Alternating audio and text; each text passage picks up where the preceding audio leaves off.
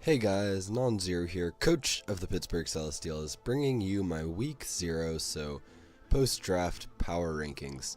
So here I'm just going to be telling you my own personal opinions based purely off of the drafts, what the scariest teams are to prepare for, and what I think the most consistent teams will be throughout the season. Now that's not to say that this is a prediction of who's going to win the whole thing, or even who's going to make playoffs. These power rankings will obviously change significantly from week to week, and I'm actually expecting there to be pretty large jumps after the first couple of weeks whenever the next segment of this is done. So that's going to be that. One thing I will say is that all of these drafts are really, really solid. Every single team is really well built, and I would gladly take any of them and play a season with it. So in that respect, congratulations everyone for having amazingly built teams, and now that the feel-good part of this is over, we can jump into what my actual rankings were, and go ahead and pat yourself on the back there if you want to. One last thing I will say is to check out the official DGBA channel's own power rankings, which are going to go up, if not later today, then sometime tomorrow, most likely, depending on what time zone you are, of course. But in any case, let's just go ahead and jump into the 16th place here and once again, these are my opinions, so don't get triggered if you're low on the list. My 16th rank, and that's going to be the New York Como-O's in this team. And I guess the fact that this team is 16th on my rankings just goes to show how solid everyone's teams were, because this is not a bad team at all. It's definitely scary in its own right. With Gallade being an excellent pick in my opinion for a mega, and also the Z Rain Dance or just Hydra Vortex Manaphy being a really scary threat as well. The main thing that I guess held this back for me was just that I don't like Manaphy too much. I mean, it can be a potent sweeper for sure, but it's just kind of one-dimensional in a sense, in that it's not too hard to throw something on a team that beats all variants of Manaphy, if that makes sense. So that's kind of the reservation I have about the team in that sense. And also just that some of the mons are kind of just mons I just personally don't like using. For example, Registeel and Florges can often turn into setup fodder because they don't have good ways of making sure your opponent doesn't just sit up in your face. But in general, this team is still great, and Volt turn into either a Dragon Dance Salamence or just a hard hitter in Mega Gallade. I could see this team putting in a lot of work, and it could for sure win the championship. So that's going to be true about all 16 teams, that they could for sure win the championship. But question of the day, by the way, who do you think will win Season 4 of the DGBA? So who do you think is going to go the distance this season? Congratulations to Jack for winning Season 3, by the way. That just happened recently. Alright, so next up we got number 15, which is going to be the Ahaxorus Amsterdam. So what do we have here? We have a very, very cool team. I love Z Victini. Z Victini can be such a threat even without the Z move. Add a Z move in there and there's basically no mon that can handle every single Victini set anymore. So Victini can tech to beat basically everything 1v1, which is super scary in its own right for sure. The main reservation I have about this draft is, one, speed. Apart from Mega Absol, I don't think there's anything above base 100. And two, I'm just not quite sure what the function of some of the later mons in the draft is going to be, in particular like Kangaskhan. There might be something I'm missing there, but I'm very interested in seeing how they're going to function. Reuniclus is super scary, no doubts there, and Scissor is also great for momentum purposes, but that's going to be this team. And from here we'll jump into number 14, which is going to be the New England Patrats. One thing I should have said is I'm going to make this kind of brief because, as you can probably tell, my voice is not the best. So That's why I'm not maybe going into more depth than I would otherwise. But this team, okay, so this team, it has the Blissey, or not Blissey, but Chansey and Gligar core, which looks very scary to handle at first. But I actually have similar concerns with this team as I had with the previous team in terms of speed, Sneasel being the only thing above base 100, and also just that some of the Mons will end up being setup fodder if they're brought. Those being Mantine, which does get access to Haze, Chansey, even Togekiss and Gligar. And of course, he may prove me wrong. You may use some of those offensively. There's all sorts of things that can happen. Z Sneasel is a very interesting choice. Probably more traditional would have been like Z Jirachi or Z Hydreigon, but I think Z Sneasel is actually pretty good here because Sneasel is your fastest Mon. The only real issue with this is Sneasel enjoys the power that it gets from having a choice band, and if you throw a Z move on there, then obviously when it's not using that Z move, its moves are going to be weaker.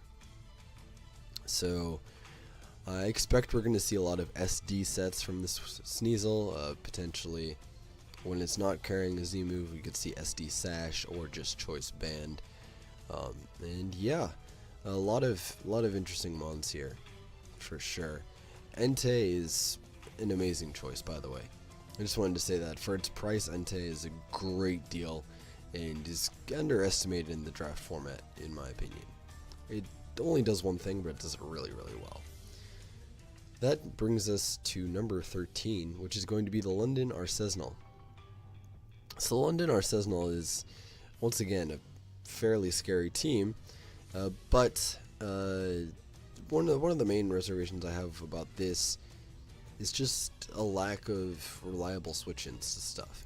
And I'll give an example of this. Let's say that you have a fighting type with dark coverage. Like, I'm not sure what you're switching into that. Like, maybe Gliscor after its Toxic Orb has been activated, but like, if any fighting type with a knockoff seems to give this team some kind of trouble already, in terms of just like defensive threats. Obviously, you can have offensive checks to those kinds of things, and there's all sorts of ways that you can work around it. I'm not saying this team loses to, say, like a Mienshao with knockoff or something. I'm just saying that defensively there might be a couple of issues. One other one is ice. Not the best switch-ins to just ice type attacks. I mean, I know that you have obviously Jellicent. Yeah, and in general, one thing I do like about this team a lot is the DNC choice of giving it a cleric, which I think is super important. The cleric, you might say, well, isn't a cleric a bad thing because of Gliscor? Well, I really don't think so. I think that it's more important to keep things like Electros and Jellicent, even Drampah, from getting toxicked. I think that's going to be, in some matchups, a pretty big deal. But moving on from here, let's just go ahead into our 12th pick, and that's going to be the SL Binfinions. So here we have Megalopunny and Z-Kyurem. Now Z-Kyurem is a super powerful mon, almost as powerful as the Chitot drafted at the end. I mean, but nothing's as powerful as Chitot. Like, Boom Burst just wrecks lives. But you know, Z-Kyurem Black gets close with its ICM Z, can deal all sorts of damage. Basically, if your opponent manages to get Kyurem Black in this situation where it can fire off an ICM Z, in most cases that means you need to pick a sack. And it's not like Kyurem B is just going to pick up one kill and then die. It's got amazing bulk, access to Roost, and can be very effective in the format. The one thing that's been holding it back in previous iterations of the draft format is a weakness to Stealth Rock, as well as just in general a weakness to several common offensive types, like Fairy and Fighting, and Rock, for example. But those can all be worked around. With all of the methods of hazard removal, that'll help both the Kyurem and the Talonflame increase their functionality, which I think is a great thing. I like that he has a solid Rapid Spinner in Donphan. I mean, Donphan's not my favorite one to use personally, but Solid Rapid Spinner is good here because you have various ways of spreading hazards with Klefki and Galvantula, for example. And so it's good to have a spinner in case you're in a situation where you want to get rid of the opponent's hazards but keep yours on the field. There might be matchups where that's particularly important. But yeah, that's this team, and I haven't even mentioned Hoopa Unbound or Mega Lopunny yet. Both of those, of course, just hard-hitting offensive threats. Mega Lopunny giving this team the speed that it needs, along with Talonflame, obviously, with the priority Brave Birds. Well, I shouldn't say priority Brave Birds. More like priority Brave Bird. Man, I hated how Gen 7 killed Talonflame. But, anyways, it's still really, really good. It still outpaces most of the format even without the priority. But let's go ahead and jump into the next pick, which is going to be the 11th team, and that is the West Bromwich Altaria. So I did say that if you didn't pass me a logo before I made this video, that I would just look up random pictures of Gardevoir and put them as your logo. So I have done so, and yeah, enjoy those.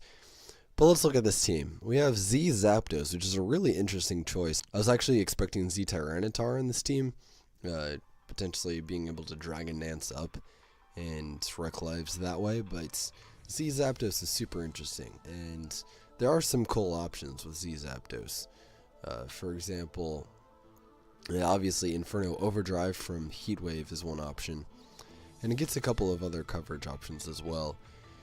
Blacephalon is a really cool Mon, and the fact that he has Tyranitar means that its main defensive answer he doesn't have to worry about because it's also on his team. I mean, another sort of answer to Blacephalon is Mega Gyarados, which is also on his team. So his strategy of draft Blacephalon and then draft all of its counters might work dividends for him. And I'm looking forward to seeing how he's able to use Blacephalon and sort of counteract its frailty by getting it in via, U-turns or just in general momentum generators. Some interesting choices on this draft. Ditto and Shroomish. Those two are really, really cool. Ditto obviously being a Mon that just makes your opponent question his intention of bringing a setup sweeper. Because if you bring a setup sweeper and your opponent brings a Ditto, then you almost can never set it up unless you have something else that's healthy enough to beat your own Mon, with the boosts, with the Choice Scarf. And so it's kind of difficult if you have a more setup-oriented team to play against a Ditto in that respect. Now we also have here the Shroomish, which was a last-round pick, and was a kind of fun pick. I like it because it can actually do some work. It functions kind of like Amoonguss, except a lot cheaper in terms of points and not as bulky, not near as bulky. But it can, leech seed up and spore, that sort of thing. And yeah, that's basically going to be the team. Another option is Trick Room. You could bring Min Speed, Volcanion. You could also bring offensive like Sheer Force, Life Orb, Draudigon, and set up Trick Room with the Bronzong, but I'm not sure how much that's going to be employed. But I'm looking forward to seeing how this team does. And for a recap, this is teams 11 through 16. You can see them here. So we'll jump now into teams 7 through 10. So first up, at number 10, we have the Mold Breakers, the FK Mold Breakers, with Z Tapu Koko. So this is a really cool team, and I like the combo of Mega Scizor and Chandelure.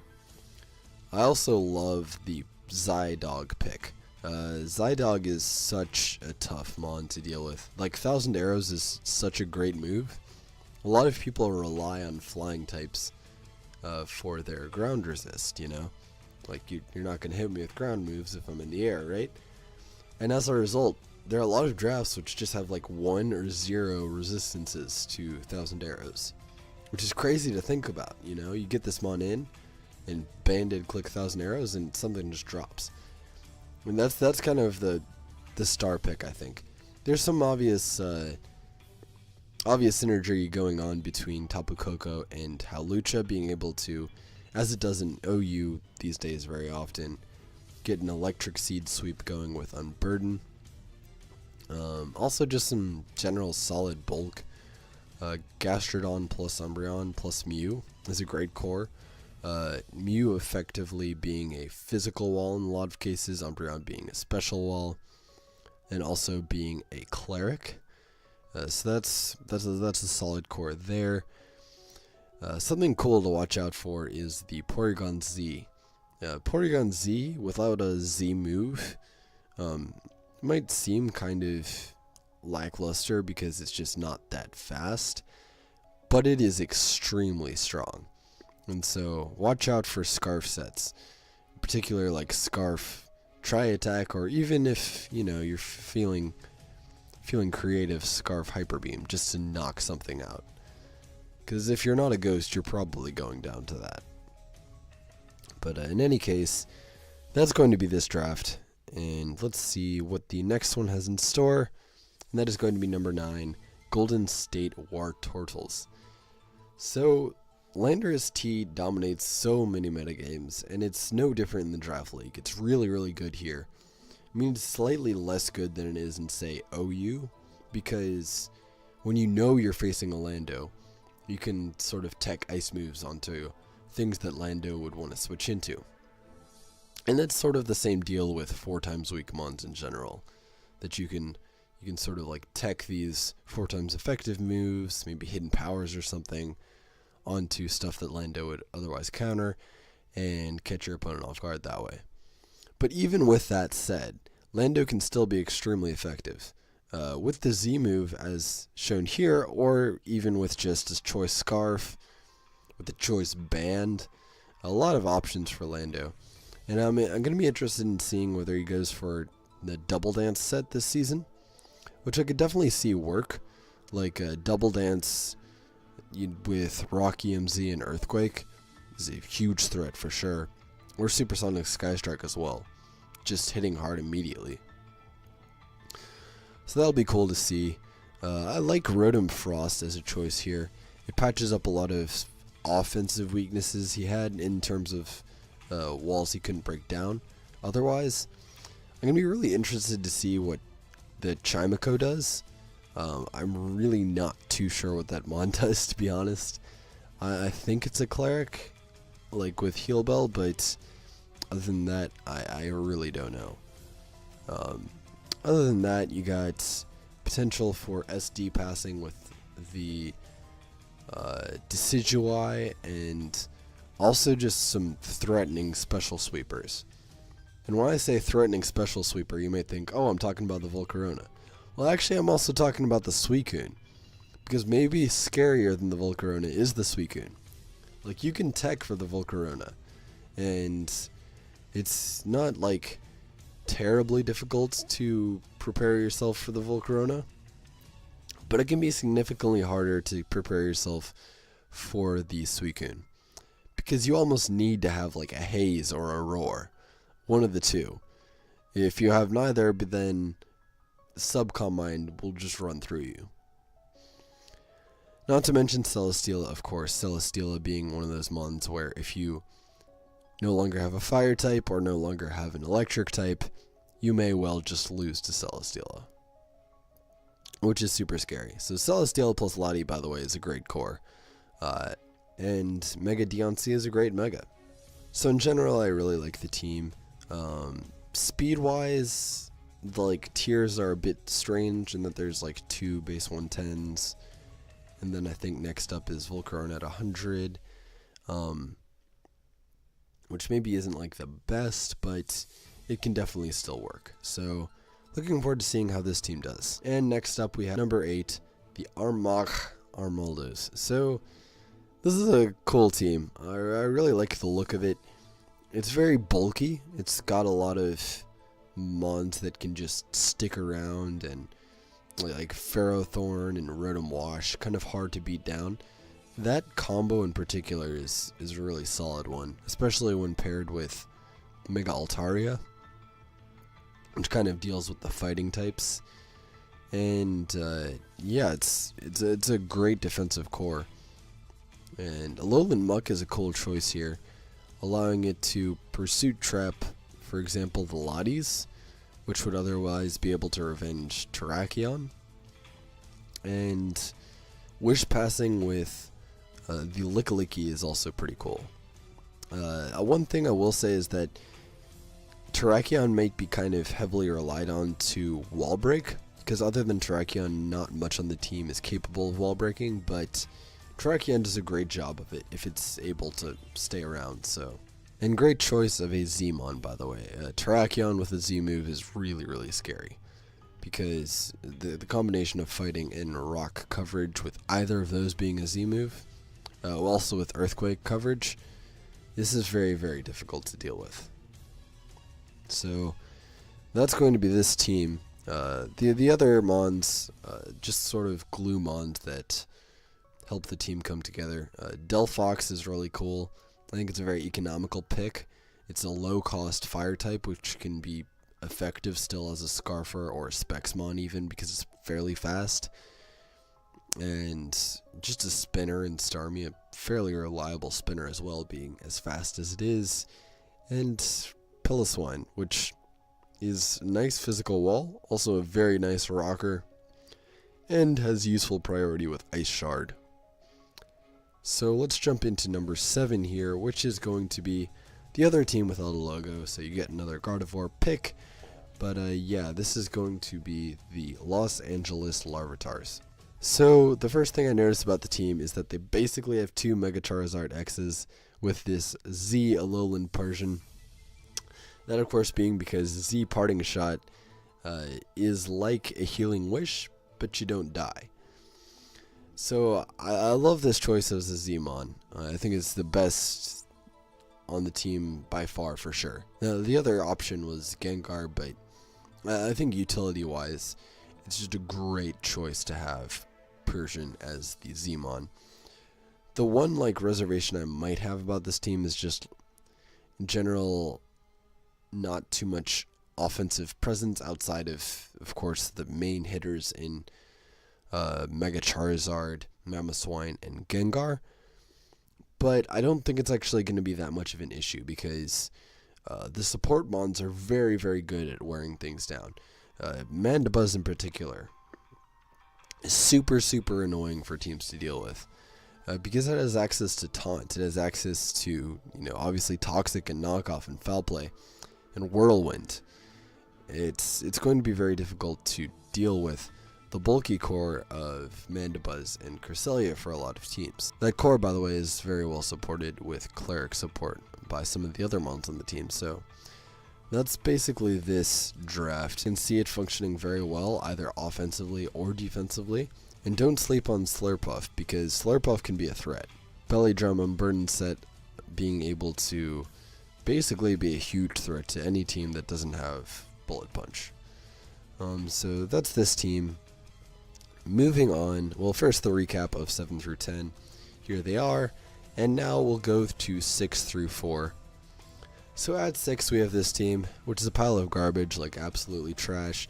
You can see he was just drafting memes, basically, because he just drafted Double Bunny, and, I don't know.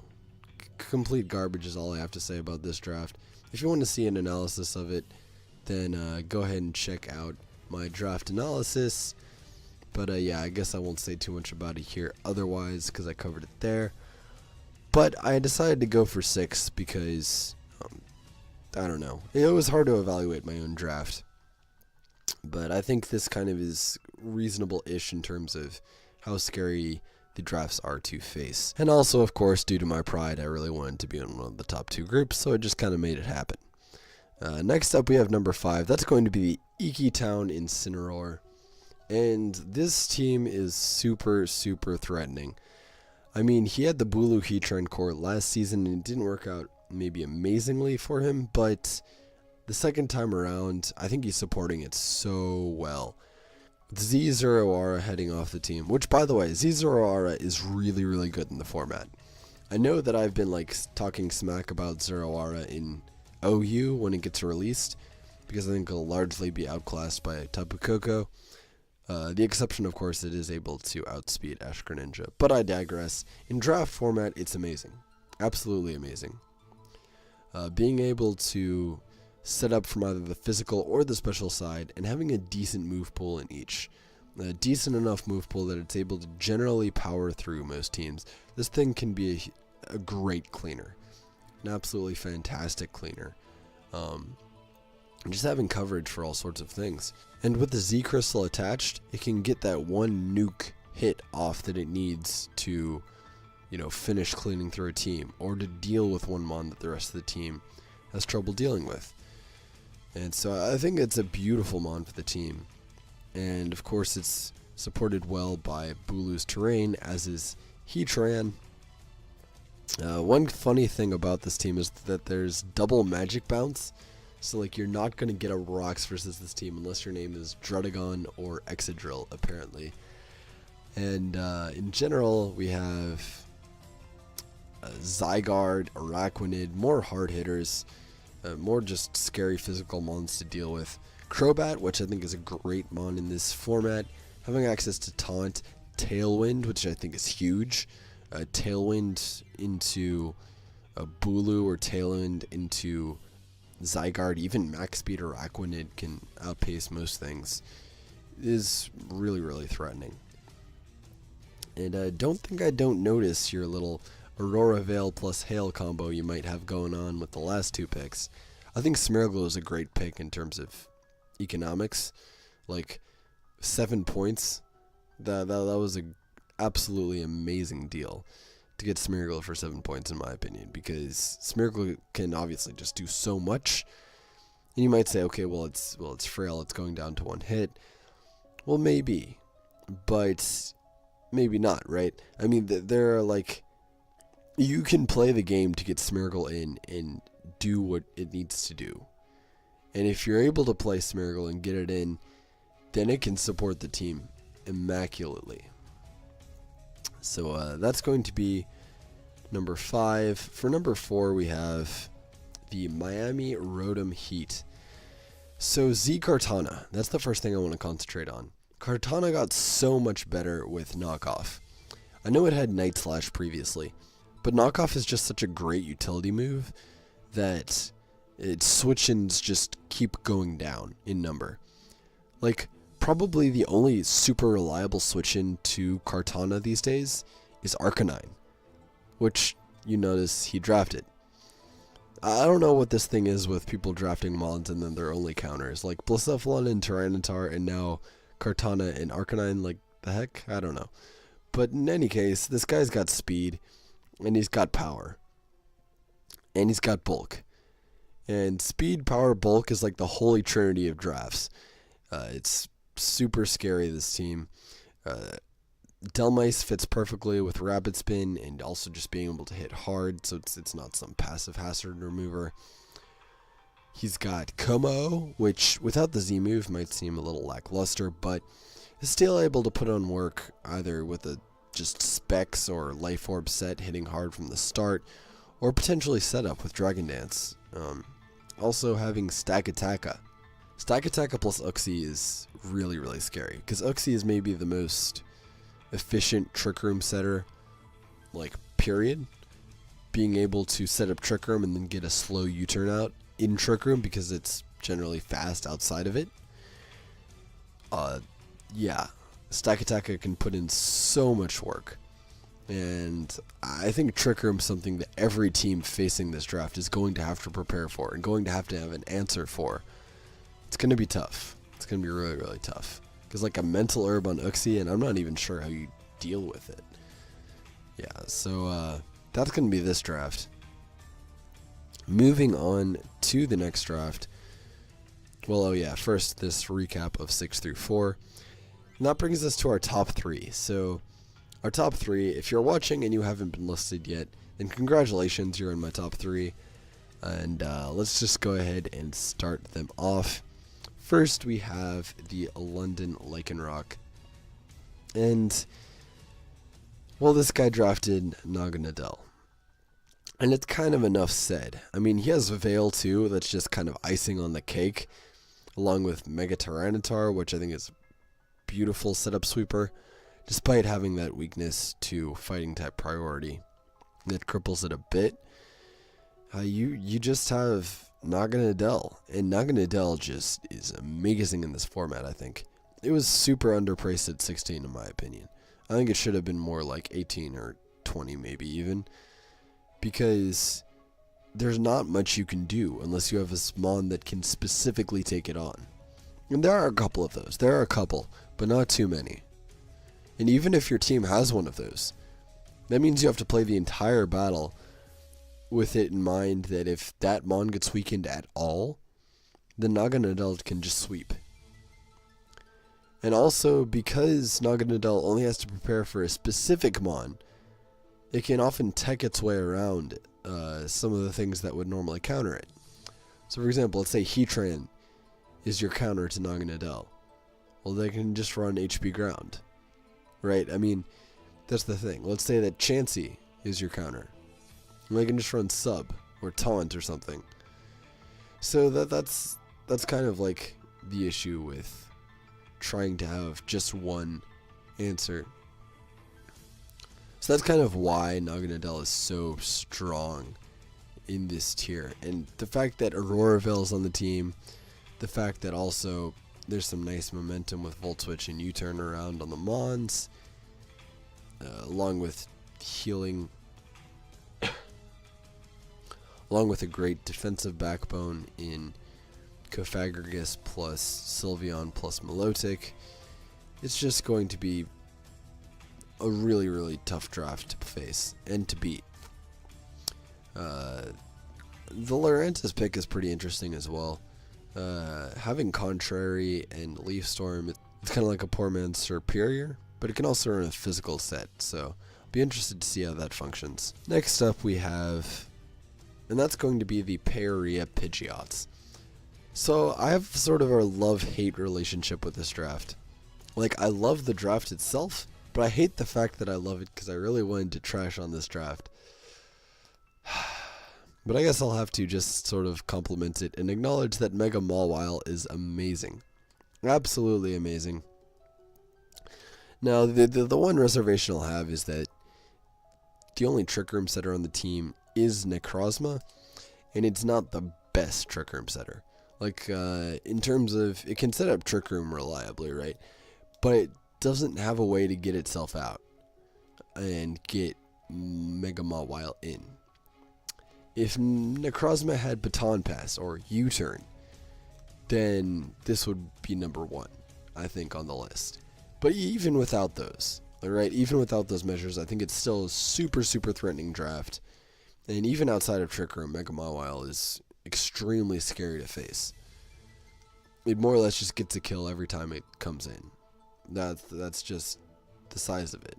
There's nothing that switches into its coverage of Fire Fang, Knockoff, Play Rough, Iron Head. Just absolutely nothing. Zero things in the metagame can take its attacks. That's Mega Mawile for you. And after Mega Mawile we have Silvally, which it's just really, really scary because Silvally is maybe the best momentum generator in the game. Being, of course, a mon with Arceus level stats and having access to Parting Shot. Also defog this generation, which is pretty cool for the team. It's a really, really great utility mon, which was, I believe, a bargain as well for what he got it for. In general, a lot of these picks were bargains, in my opinion. Like Torterra being only 1, Regigigas being only 1, Typhlosion being only 4. Those were all very economical picks, right? It's not like there are any garbage mons on this team. Every single mon can put in a lot of work. And looking forward to seeing how he uses Darkrai, Thundy T, and Garchomp this season. I'm not sure whether he's confirmed Z Gyarados or not. I just kind of assume it. No matter what his Z move is, though, he has a couple of good choices. Yeah, it's going to be scary to face this draft. Moving on from here, I haven't even mentioned, by the way, the Alamamola, which is just a really annoying mon to break through. Like, you kind of need a strong special hitter to break through it. And that's that. Because its physical defense and HP are so good, it's able to pass wishes, and it's also just able to very often with a Rocky helmet, chip away at physical hitters. So moving on from here, we have the final team, and if you've been keeping track, you know who's left, and if you haven't seen your own team, well then congratulations, Pac fan, because the Phoenix Sunflora are, in my opinion, the #1 scariest draft to prepare for, and the draft which I feel has the most potential to go far this season. So the first thing you see, right, when you look at this, is, wait a minute, he has 3 Regenerator Mons. He has Tangrowth, he has Tangrowth, he has Tornadus T, and he has Toxapex. Now, if that weren't a scary enough defensive backbone as it is, you throw Clefable into the mix, and it's really, really hard to break through that. Let me tell you, it's really, really hard to break through those Mons. Like, so much Regenerator. And the thing is, it's not like his team is entirely stalled. There's enough offensive presence in Mega Medicham, in Nidoqueen, in Raikou, to put pressure on the opponent and threaten them. And even Guzzlord, Rabombi. Okay, I need to talk about Rabombi for a second, because this mon gets access to Tailwind, Sticky Web, Moonblast, Quiver Dance. It can set up on its own. It gets access to Baton Pass, so it could also just be a lead, set up Sticky Web, set up a Tailwind, and then Baton Pass out. It's really, really great utility-wise, and it's only 5 points. Along with Smeargle, I think this was one of the best deals for sure. Just an absolutely amazing mon. Also getting access to Defog, being as fast as it is really great for this team, and really great for this mon. Another thing is that Tornadus also gets Defog. Felt I should mention that. But yeah, just a solid team in general. With Volturn getting in Mega Medicham and potentially Webs going up, making Medicham even more of a threat. Basically, I'm not looking forward to facing this. If I have to face it, I don't know if I have to face it or not, but I wish everyone who does have to face this team the best, because prepping for it doesn't look fun at all. Like, it just looks like an absolute nightmare to have to prep for all of this. I mean, because think about it, even just Clefable. Clefable can be Calm Mind or Stored Power, set up and win. So it's not like the only win conditions on the team are the hard hitters offensively. You can also have a win condition on the team be Clefable, or be just the defensive Regenerator core, knocking everything off, getting Scald Burn, setting up T-Spikes, and just wearing everything down, and eventually you just lose. I mean, that's how scary this team is to face. Like, before you even win the game, you have to come up with a plan, and that is going to be tough with this team. At least that's how I see it. In any case, go ahead and in the comments let me know who you think will win Season 4 of the DGBA. Who you think will win Season 4 of the DGBA. I hope you've enjoyed this. I know it's been kind of brief. I didn't really go that in depth on any of the teams, like, particularly, but I kind of skimmed over some of the more important aspects of the teams that I saw. And that's basically going to be my power rankings for Week 0. So I hope you guys enjoyed this. I'll see you guys next time. Out for now. This has been Nonzer0, coach of the Pittsburgh Celestials. Peace.